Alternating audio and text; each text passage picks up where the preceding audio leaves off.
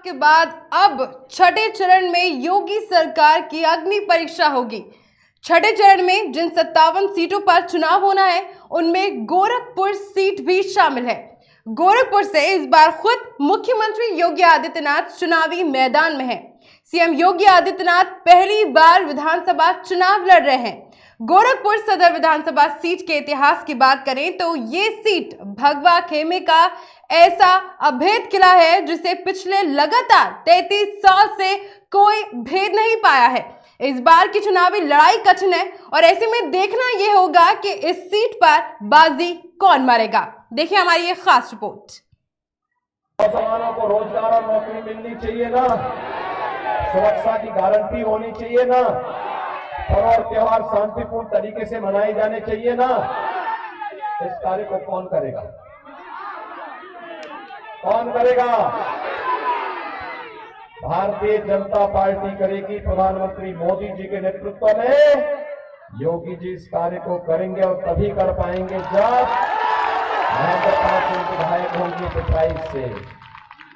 यहाँ पे तो कुछ गोरखपुर शहर से भी लोग आए हैं। गोरखपुर शहर से भी लोग आए हैं कि नहीं आए हैं? तो जो लोग गोरखपुर शहर से आए हैं, कमर के निशान पर ये लोग मुझे भी वोट दे देंगे, ठीक है ना? देखिए, विकास और गरीब कल्याणकारी योजनाओं से भला होने वाला है। हम लोगों ने जो कहा सो करके दिखाया। देखिए, अयोध्या में राम मंदिर का निर्माण हो रहा है कि नहीं हो रहा है? खुश हैं? क्या ये काम सपा बसपा के लोग करा पाते? कांग्रेस के लोग करा पाते? देखो, हमारी पूरी पीढ़ी का उद्धार हो गया है कि हम लोगों के रहते भगवान राम का भव्य मंदिर का निर्माण हो रहा है ना? नहीं तो 500 वर्षों से मामला लटका हुआ था। आज तो भगवान राम का भव्य मंदिर का निर्माण हो रहा है। गरीब को राशन मिल रहा है, गरीब को बिजली मिल रही है, गरीब को रसोई गैस का सिलेंडर मिल रहा है, गरीब को अन्य पेंशन की योजना वृद्धजनों को, विधवा महिलाओं को, दिव्यांगजनों को मिल रहा है, कन्याओं की शादी के लिए अनुदान अलग से मिलता है। यानी हर प्रकार की सुविधा देने का प्रयास हो रहा है। गरीबों के लिए उपचार के लिए पैसा मिल रहा है। ऐसी सरकार चाहिए ना, और इस सरकार को चलाने के लिए दमदार सरकार चाहिए, दमदार। मुख्यमंत्री योगी आदित्यनाथ गोरखपुर सदर सीट से ही 1998 से 2017 तक सांसद रहे हैं। वो सबसे पहले 1998 में यहां से बीजेपी उम्मीदवार के तौर पर लोकसभा चुनाव लड़े थे। उस चुनाव में उन्होंने बहुत ही कम अंतर से जीत दर्ज की थी, लेकिन उसके बाद हर चुनाव में उनका जीत का अंतर बढ़ता गया। वो 1999, 2004, 2009 और 2014 में सांसद चुने गए। गोरखपुर जिले की सभी 9 विधानसभा सीटों पर कुल 109 उम्मीदवार चुनावी मैदान में हैं। गोरखपुर सदर सीट पर सीएम योगी आदित्यनाथ के खिलाफ कुल 12 उम्मीदवार हैं। ये 12 उम्मीदवार ज्यादातर राजनीति के नए खिलाड़ी हैं। सपा ने बीजेपी के पूर्व क्षेत्रीय अध्यक्ष उपेंद्र शुक्ला की पत्नी शुभावती शुक्ला को गोरखपुर सदर सीट से उतारा है, जबकि बहुजन समाज पार्टी से ख्वाजा शमसुद्दीन और कांग्रेस से चेतना पांडे मैदान में हैं। वहीं Bhim army chief Chandrashekhar Azad Samajwadi party से ताल ठोक रहे हैं।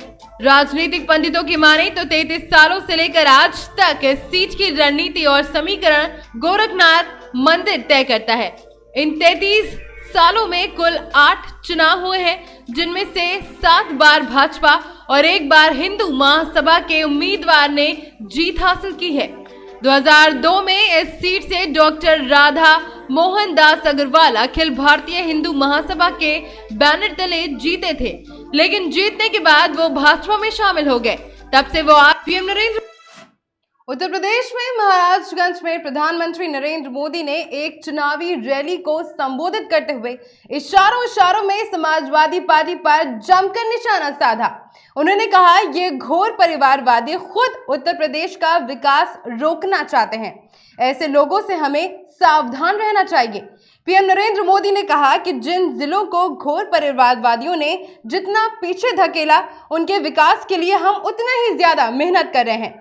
पीएम नरेंद्र मोदी ने दावा किया कि उन्होंने जो नहीं किया हम वो भी कर रहे हैं। बिना नाम लिए समाजवादी पार्टी पर निशाना साधते हुए पीएम नरेंद्र मोदी ने कहा, भारत में बिना बनी जिस कोरोना वैक्सीन पर हम हिंदुस्तानी को गर्व होना चाहिए था, उस वैक्सीन के खिलाफ इन परिवारवादियों ने देश के गरीबों को भड़काने की कोशिश की। दुनिया में बड़े बड़े देश भी आज वैक्सीन लगाने में भारत से काफी पीछे हैं। भारत बहुत आगे निकल चुका है। अपने इस बयान में पीएम नरेंद्र मोदी ने और क्या कुछ कहा, देखिए हमारी इस खास रिपोर्ट में। पीएम नरेंद्र मोदी ने आगे कहा कि खेती से लेकर मिलिट्री तक, समंदर से लेकर स्पेस तक भारत को हर क्षेत्र में शक्तिशाली बनना है। इसलिए देश में इतने बड़े राज्य के रूप में उत्तर प्रदेश की जिम्मेदारी सबसे बड़ी है। इस बार आपका वोट आपके गांव की गली के मोहल्ले के विकास के लिए तो है ही, साथ साथ आपका वोट भारत को ताकतवर बनाने के लिए भी है। प्रधानमंत्री नरेंद्र मोदी ने आगे कहा कि ये घोर परिवारवादी लोग कभी भी भारत को समर्थ और यूपी को सशक्त नहीं बना सकते। इस कोरोना काल में आप लोगों ने देखा है कि इन लोगों ने भारत के आत्मविश्वास को चोट पहुंचाने की कोई कोशिश नहीं छोड़ी। उन्होंने कहा कि यही आत्मनिर्भर और शक्तिशाली भारत की ताकत है। लेकिन ये घोर परिवारवादी भारत को ताकतवर नहीं देखना चाहते, कुछ ना कुछ रोज अटकाते रहते हैं। इसलिए इस चुनाव में एक बार फिर इन्हें हराना है और बुरी तरह से हराना है।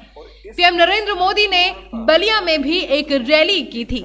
इस रैली के दौरान उन्होंने कहा था कि घोर परिवारवादी को यूपी की जनता ने नकार दिया है। पीएम ने कहा कि परिवारवाद का विरोध करना ही बलिया की परिभाषा है। उन्होंने कहा, उत्तर प्रदेश ने मुझे बहुत कुछ दिया है। घोर परिवारवादी ने यूपी के कानून को खत्म कर दिया है। घोर परिवादी ने अपने शासन में अपनी तिजोरी भरी है।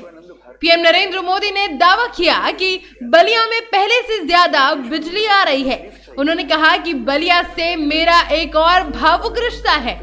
उन्होंने कहा कि बलिया से ही उज्जवल योजना की शुरुआत हुई थी और यही वजह है कि मैं बलिया से बेहद अटैच्ड हूं। महाशिवरात्रि दुनिया भर में हिंदुओं के लिए सबसे महत्वपूर्ण त्योहारों में से एक है।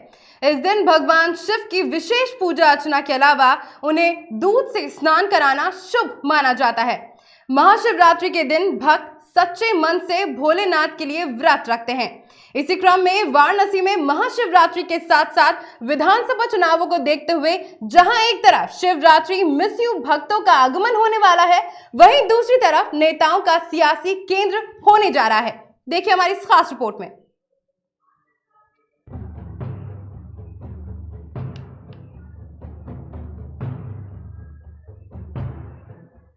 उत्तर प्रदेश के वाराणसी में महाशिवरात्रि के साथ साथ विधानसभा चुनाव को देखते हुए जहां एक तरफ शिवरात्रि मिस यू भक्तों का आगमन होने वाला है, वहीं दूसरी तरफ नेताओं का सियासी केंद्र होने जा रहा है। पर्यटकों और राजनीतिक दौरों से सुस्त पड़े पर्यटन उद्योग को फिर से रफ्तार मिल गई है। वाराणसी में इन दिनों होटल्स, कैब के साथ साथ धर्मशाला और छोटे बड़े लाउंज की बुकिंग आने वाले त्योहार और नेताओं के ठहरने के लिए बुक हो रही है। यही वजह है कि वाराणसी के व्यापारियों के साथ साथ टूरिज्म से जुड़े लोगों के चेहरे पर भी खुशी है। मार्च के पहले सप्ताह से ही वाराणसी आस्था के साथ साथ सियासत का केंद्र बनने जा रहा है, क्योंकि मार्च के पहले सप्ताह में ही महाशिवरात्रि का भव्य आयोजन, तो वहीं दूसरी तरफ बड़े चेहरों का आगमन भी वाराणसी में होने वाला है। यही वजह मानी जा रही है कि बनारस में मार्च के पहले सप्ताह में व्यापारियों को खासा लाभ मिल रहा है।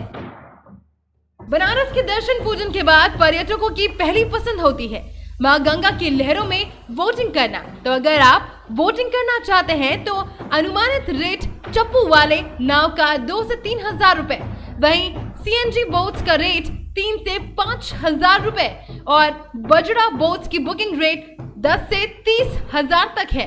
वहीं अगर आप वाराणसी में ठहरना चाहते हैं तो 5 स्टार होटल्स के रूम का खर्चा लाख रुपए तक का है। वहीं 4 स्टार होटल्स का खर्चा तकरीबन 80 हजार तक, 3rd स्टार होटल्स का रेट तकरीबन 50 हजार तक का है। और अगर आप छोटे होटल्स लेना चाहते हैं तो आपको 5 से 10 हजार तक खर्च करने पड़ेंगे। वहीं बनारस में बहुत से धर्मशाला है जहां आप 1000 रुपए देकर भी ठहर सकते हैं। होटल व्यापारियों ने कहा कि पाबंदियों के चलते पर्यटक कम आ रहे थे, लेकिन अब चुनाव और शिवरात्रि के चलते मार्च माह में हमारे होटल्स की बुकिंग फुल है। हमें उम्मीद है कि मंद पड़े रोजगार में अब बल मिलेगा और हमें फायदा होगा। नाव संचालक का कहना है कि चुनाव में तमाम चैनल वाले हमारे नाव बुक कर रहे हैं, जिससे हमें काफी मुनाफा हो रहा है। गंगा की लहरों में हर कोई शूट करना चाहता है, साथ ही साथ नेताओं का भी आवागमन होता रहता है और हमें इससे मुनाफा ही मुनाफा हो रहा है। मार्च के पहले सप्ताह में शिवरात्रि है, जिसको लेकर हमें बुकिंग मिल रही है। हमें उम्मीद है कि मंद पड़े रोजगार में अब जाकर फायदा होगा। ट्रैवल एजेंसीज का इस पर कहना है कि नेताओं के आवागमन से हमें बुकिंग्स मिल रही हैं। वहीं चुनाव में हमें काफिले भी चलाने के लिए नेता लोग हमारे गाड़ियों की बुकिंग कर रहे हैं, जिससे हमें काफी मुनाफा मिल रहा है। यूपी विधानसभा चुनाव के छठे चरण के चुनाव के लिए चुनाव प्रचार आज शाम 6 बजे थम जाएगा।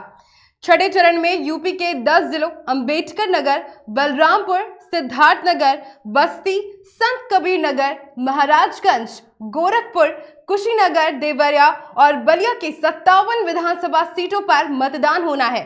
इस चरण में मुख्यमंत्री योगी आदित्यनाथ की चुनावी किस्मत का भी फैसला होगा, जो गोरखपुर की सदर विधानसभा सीट से उम्मीदवार हैं।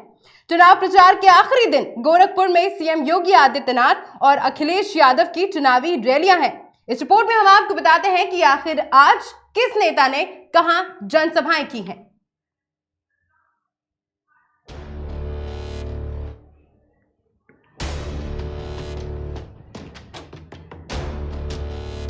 इस लिस्ट में सबसे पहले बात करते हैं सीएम योगी आदित्यनाथ की।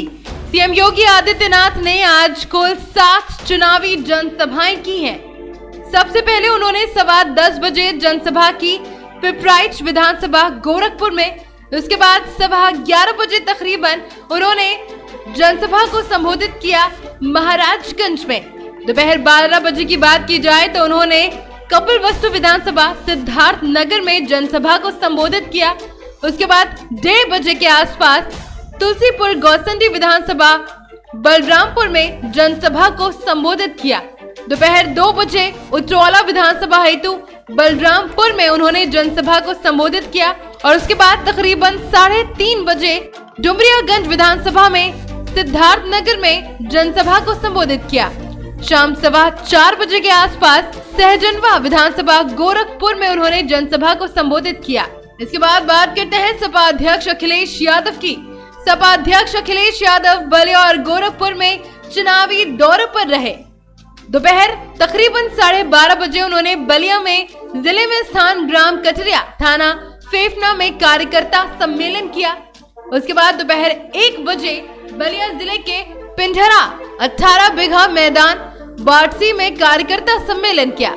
उसके बाद दोपहर 2 बजे के आसपास बलिया जिले में जनता इंटर कॉलेज नगरा में कार्यकर्ता सम्मेलन किया और उसके बाद 3:30 बजे के आसपास गोरखपुर जिले में मनहारपुर बाजार में कार्यकर्ता सम्मेलन किया।